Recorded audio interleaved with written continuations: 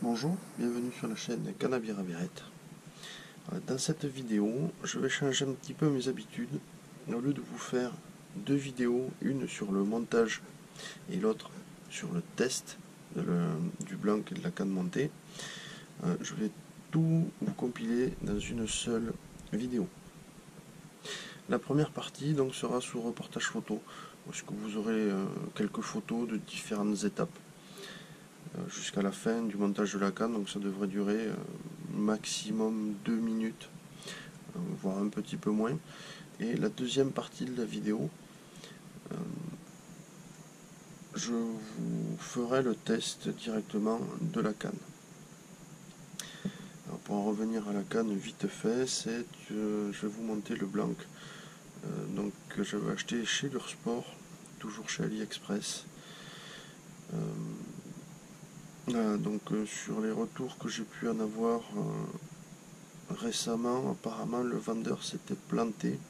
Il vendait ça au départ comme une M, mais ça serait plutôt une MH. Donc je vous confirmerai tout ça dans le test.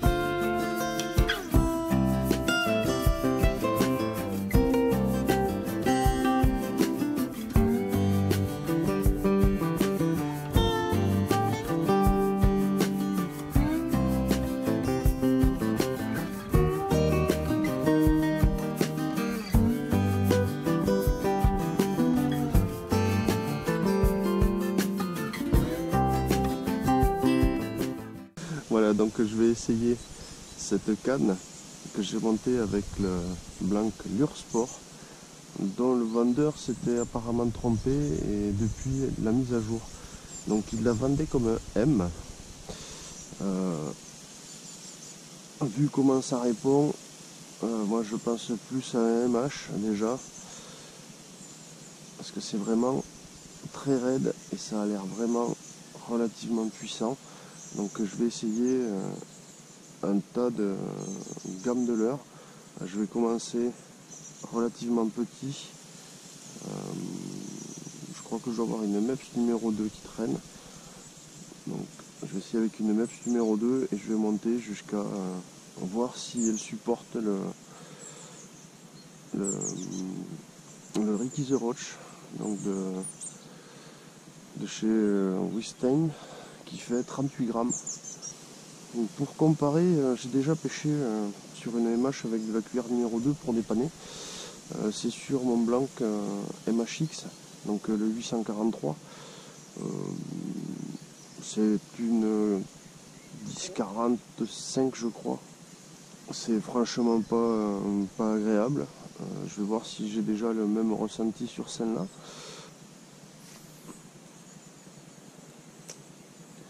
Déjà la distance de lancer est pas mal. Le ressenti est quand même plus fin, on sent bien tirer la cuillère.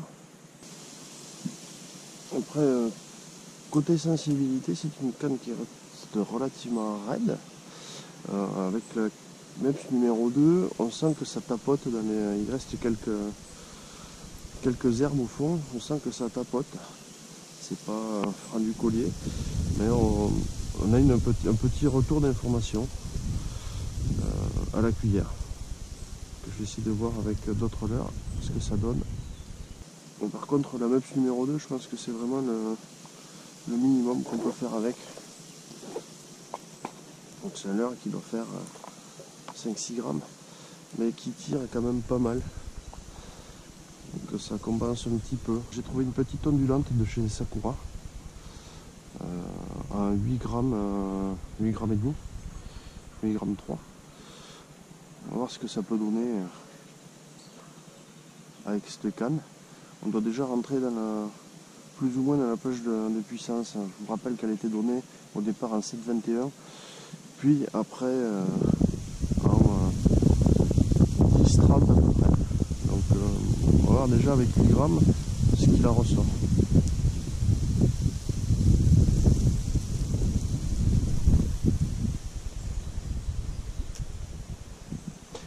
En lancer sous la main avec 8 grammes, on va quand même vachement loin. Avec 8 grammes, on est là, c'est pas comme la MEPS tout à l'heure. La cuillère ondulante tire très peu. Et on a presque du mal à la sentir. Là, je vais passer maintenant sur un leurre un petit peu plus conséquent. Un leurre qui fait un petit peu plus de 10 grammes. Entre 10 et 15 grammes, je ne me souviens pas exactement. Donc un leurre, un jerk bait. Voir comment se comporte la canne. Logiquement, ça devrait bien se passer. Elle plie pas du tout. Il y a un transfert de masse, logiquement, ça doit bien se lancer. C'est un leurre qui est suspending. On sent bien le leurre. La canne ne bronche pas. On sent bien les mouvements du leurre. Toucher le fond. Dès qu'on commence à rentrer dans les poids au-delà de 10 grammes, on sent bien les ressentis sur la canne. J'ai essayé avec un petit leurre comme celui-là, là, c'est un Savage Gear. Donc avec une tête plombée de 5 grammes. Donc on doit arriver au total à 10 grammes pile poil.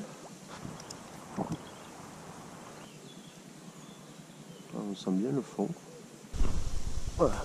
Le même petit leurre monté avec une TP de 7 grammes. On sent super bien le fond. Avec la TP de 7 grammes, on est vraiment beaucoup plus au fond et on sent vraiment tous les détails du fond.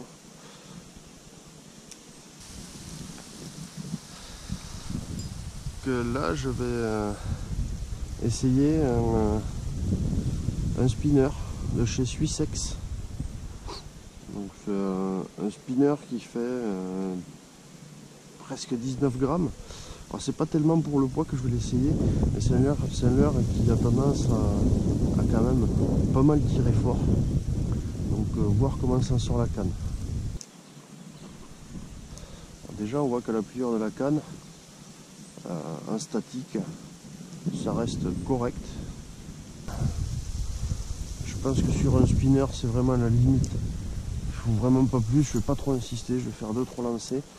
Sinon la distance de lancer sur un 18 grammes est très très correcte. Surtout que ça se lance vraiment pas bien, d'habitude un spinner.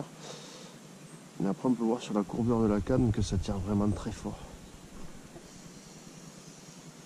Alors, vous allez peut-être la reconnaître, la fameuse Savage 4D perche. Donc celle-là fait 23 grammes. Voilà, statique, ça bouge pas. La canne réagit bien.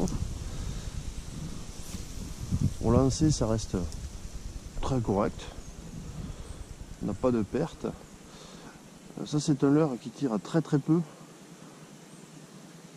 Et franchement, là, la canne fait vraiment le taf. On sent vraiment les vibrations du leurre. Tu veux un poil trop vite.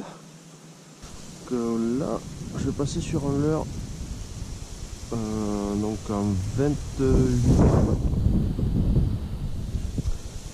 Un leurre que les fans d'AliExpress reconnaîtront, donc c'est le Gemini de chez Kingdom. Un leurre qui est pareil que la perche, surtout fait pour les zones très peu profondes. Là on sent qu'on commence à arriver en limite. Au lancer de la canne, elle commence à avoir une sacrée pliure. Bon, après avec le Gemini, il ne devrait pas y avoir de souci de ramener. Tout simplement parce que c'est un leurre qui a très peu de prise à l'eau.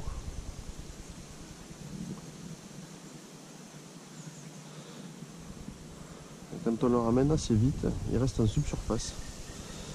Quand on commence à voir que la canne aura une petite courbure. Donc voilà le fameux Ricky The Roche, donc de la marque Westin. Il me semblait qu'il faisait 38 grammes, en fait il en fait que 36. On va voir si la canne, comme là, à 36 grammes, là on commence à voir que là on est vraiment au-delà de ce que peut faire normalement la canne, je pense. Elle ne plie pas encore trop, je pense qu'on peut lancer, mais c'est vraiment, là c'est vraiment pour le fun.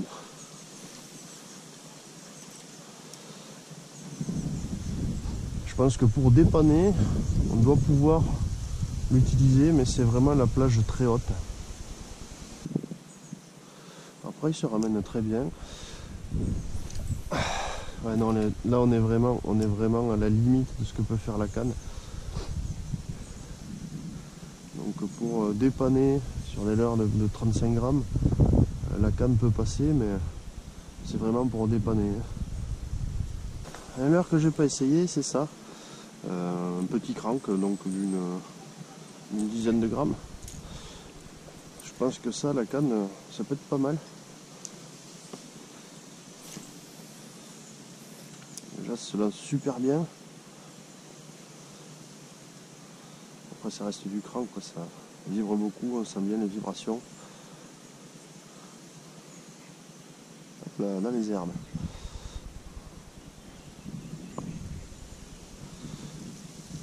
Vraiment à l'approche, on sent vraiment l'étape dans les herbes. Là, je pense que j'en ai une d'accrocher dans un triple. Donc, pour faire un résumé, donc un blanc que j'évalue à du vraiment 10, parce qu'en dessous de 10, on sent vraiment pas beaucoup les leurres travailler. Donc une 10, j'aimerais dire 35. C'est vrai que 35, on est vraiment à l'extrême limite. J'ai poussé jusqu'à 38, je fais un leurre de 38, mais ça commence à devenir compliqué à lancer. Donc je dirais que c'est vraiment une pure 10-30. On peut occasionnellement monter jusqu'à 35 si le leurre attire pas trop.